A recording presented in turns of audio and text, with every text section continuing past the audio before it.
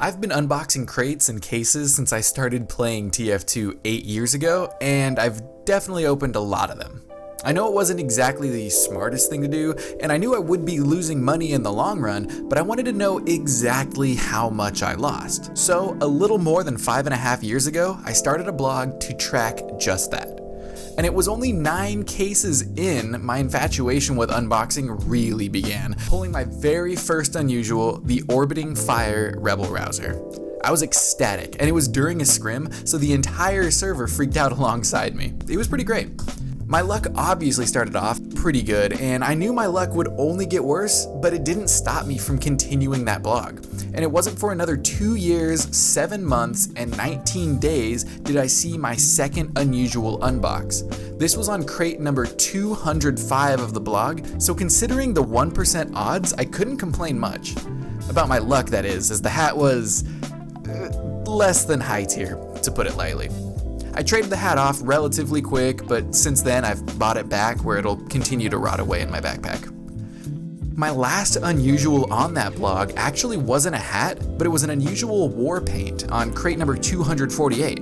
I thought it was pretty cool, and looking back at it, it was probably the most valuable unbox I've ever come across. So spoilers for my later unboxes, I guess. Now with this very small sample size here, it's obvious that my unboxing adventure has not been very profitable despite being above average for unusual odds.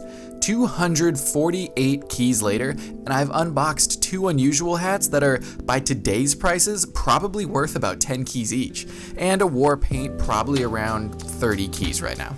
Ignoring everything else I've unboxed up to this point, that puts me 200 keys in the red, despite beating the expected 1 in 100 odds.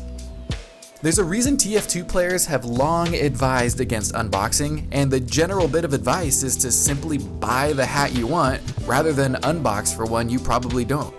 Ignoring my profits, I could have simply taken my 200 keys, bought a nice all-class hat, and been content to play TF2 as the particle effect donning god amongst all the free-to-plays and casuals.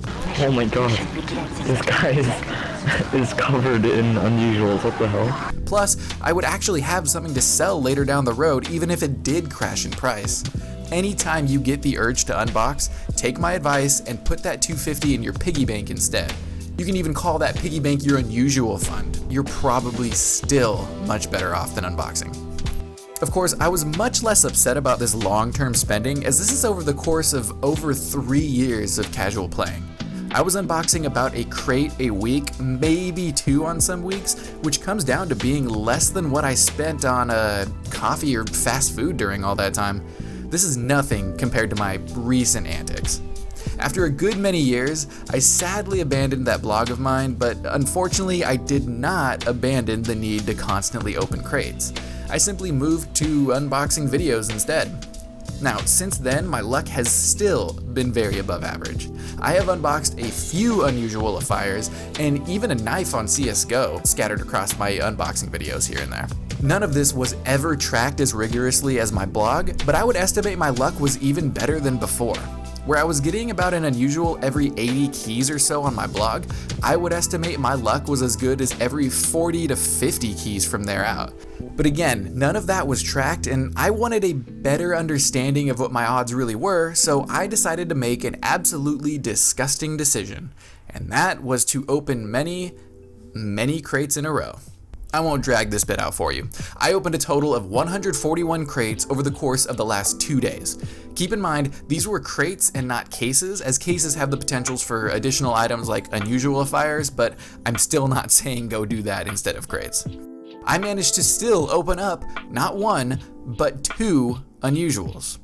On crate number 35, I unboxed the beautiful, high-tier, jaw-dropping bandana. No way! You think? I got it and it's f***ing disgusting. Oh no.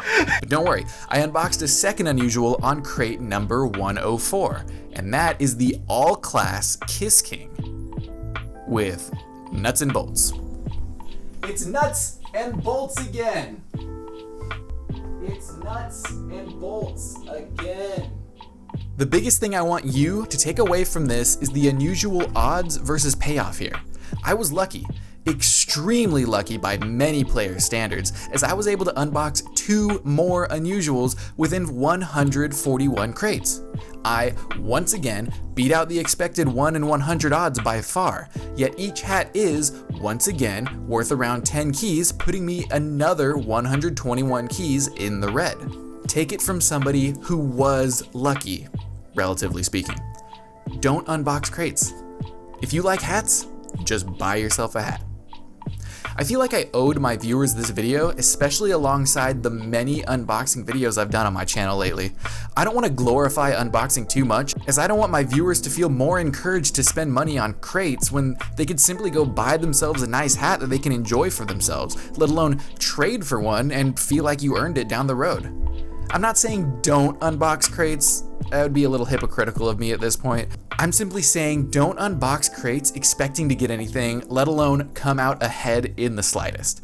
Take it from somebody who has unboxed many unusuals, it's probably not going to be worth anything.